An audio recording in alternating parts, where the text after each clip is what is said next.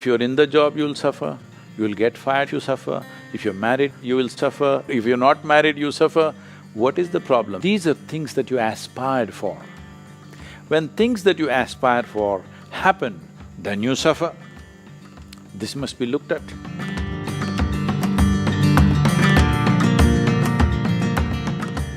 While we deal with difficult relationships where one cannot avoid the other person, be it the boss or your wife, more often than not, I feel out of control and the whole environment seems to be conniving against me. Can I deal with the situation on my own? Is it okay to blame somebody else? What do you suggest is the way to get back to life in a positive way? See, the best thing about this is you're only facing one of them, either boss or the wife, never two of them together. So you can oscillate, you know. As a military man, you can escape the wife for some time and you can escape the boss for some time, unlike other jobs where every day they have to face. I'm sorry, I'm just joking like this. Anyway, see, you can neither live without your wife nor your boss. Both are important in your life. You sought the career and you got into the job, you got a boss. You sought a relationship, you got into marriage and you got a wife. So these are things that you aspired for. When things that you aspire for happen, then you suffer. This must be looked at. This is not about the wife, this is not about the boss. This is something to do with yourself, because human beings have gotten into this place, wherever you place them, they have found a way to suffer. This happened. One day, Shankaran Pillai had a mega fight with his wife. Then in a fit of fury, he left the home and walked away in the evening. He loitered here and there just outside the town, he was moving around not knowing where to go, what to do. Going back home immediately was not palatable. Then he saw a sadhu, a sannyasi was settling down beneath the tree for the evening or the night. He looked at him and he seemed to be very well organized and absolutely no issues. Under the tree, he seems to be perfectly fine. Then he went to him and said, "Sadhu Maharaj, बीवी बहुत परेशान दे रहा है, कुछ सुलभ उपाय है तो बोलो." The sadhu glared at him like this, "बेवकूफ, सुलभ उपाय है तो मैं क्यों साधु बन के यहाँ बैठ रहा हूँ?"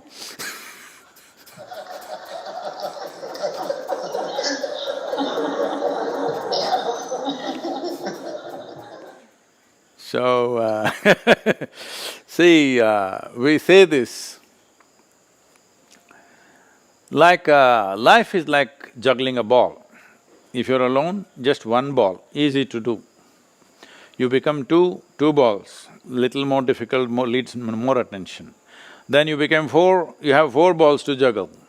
Then you have an Indian army on you, you have 10,000 balls to juggle, or do you?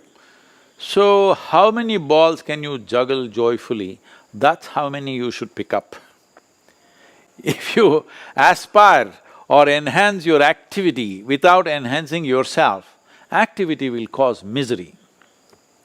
So people, one top executive in the country of an international company, a global CEO, came to me some time ago and in a deep state of distress and said, "Sadhguru, I can't take this, they're putting so much stress on me." I looked at him and said, "Okay then, may you be fired." He said, "No, Sadhguru, what are you saying?" I said, "Hey, you're suffering your job so much. I'm sure there are many people who are aspiring for your job. If you get fired, you can walk the beach happily." No, Sadhguru, don't do that to me." So if you're in the job, you'll suffer. You'll get fired if you suffer. If you're married, you will suffer. If you're if you're not married, you suffer. What is the problem? The problem is this one, not with the wife, not with the boss, not with the world. Whatever they may be, I'm not trying to defend them, they may be anything.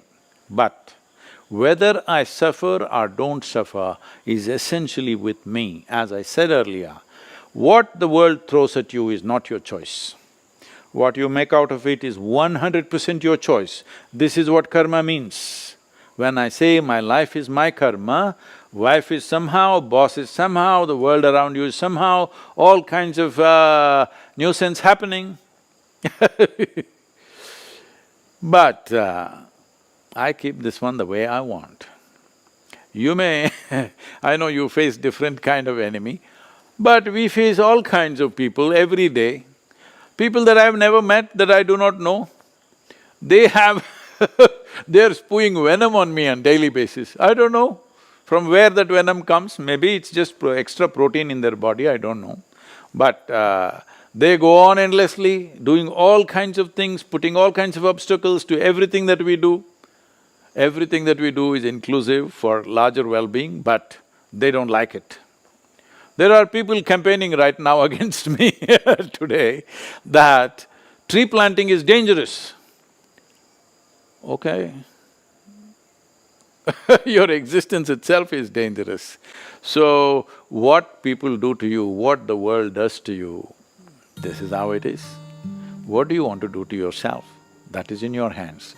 This is your karma. This is what it means by saying, my life is my karma, means the way I am is 100% mine, nobody.